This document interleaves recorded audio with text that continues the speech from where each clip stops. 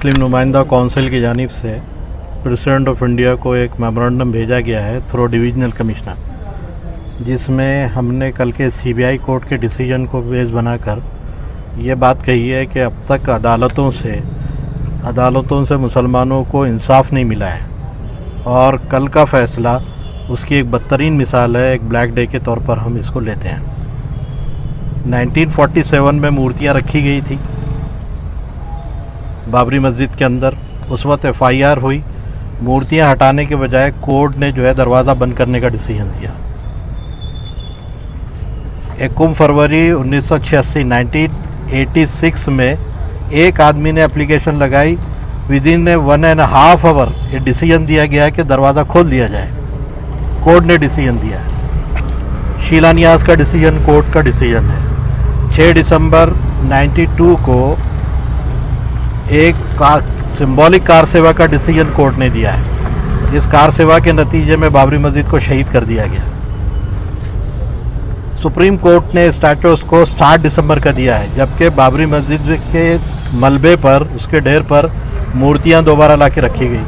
हम पूछते हैं कि कोर्ट ने 6 दिसंबर का स्टेटस को क्यों नहीं दिया था, जबकि वहाँ मूर्तियां नहीं थी और सिर्फ अंबार था, ढेर था। लेकिन 7 दिसंबर को जब मूर्तियां लाके रखी गई तो सुप्रीम कोर्ट ने स्टेटस को 7 दिसंबर का किया है। उसके बाद सितंबर 2010 में इलाहाबाद हाई कोर्ट का डिसीजन आया, जिसमें 3 हिस्से कर दिए गए। 3 टोम को 3 लोगों को बांट दिया गया। बंदर बाट का डिसीजन था, सारी दुनिया हंस रही थी हम पर जब हाई कोर्ट ने ये डिसीजन दिया। वो डिसीजन को जब चैलेंज किया गया सुप्रीम कोर्ट में, तो 19 नवंबर को जो 2019 में डिसीजन आया है, वो डिसीजन हिंदुत्व की आस्था पे आया है कि उनका अकीदा क्या है। एविडेंसेस पे नहीं आया है कि क्या हिस्ट्री बोलती है, क्या आर्कोलॉजिकल रिपोर्ट बोलती है, क्या कानून बोलता है। ये आधार बना ही नहीं है।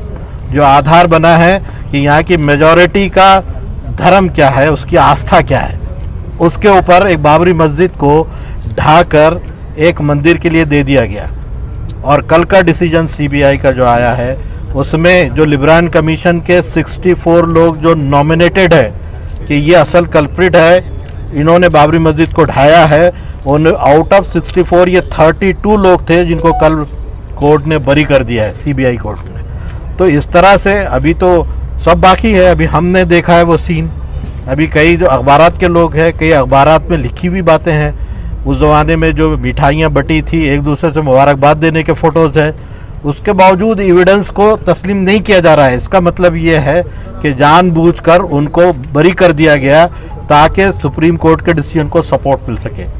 तो हम ये समझते हैं कि न्याय को ज़िबा किया गया है, और जिस देश में न्याय ज़िबा होता है वहाँ जंगल राज होता है। हम इसको मानते हैं। तो हमारा ये कहना है प्रेसिडेंट ऑफ इंडिया से, जो थ्रू डिविजनल कमीशन हमने मेमोरेंडम दिया है, कि अगली कोर्ट के अंदर ये कल्प्रिट्स को छोड़ा ना जाए।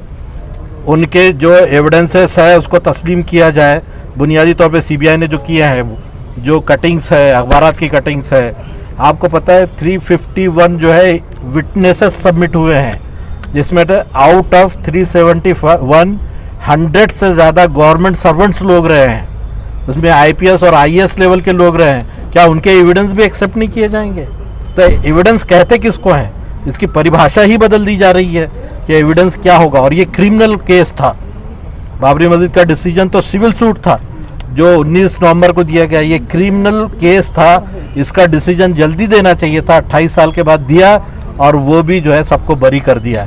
देखिए, हम समझते हैं कि ये अगर कल्प्रिट यूँ छूटते रहेंगे तो ये देश जो है ये गुनाहगारों का देश हो जाएगा।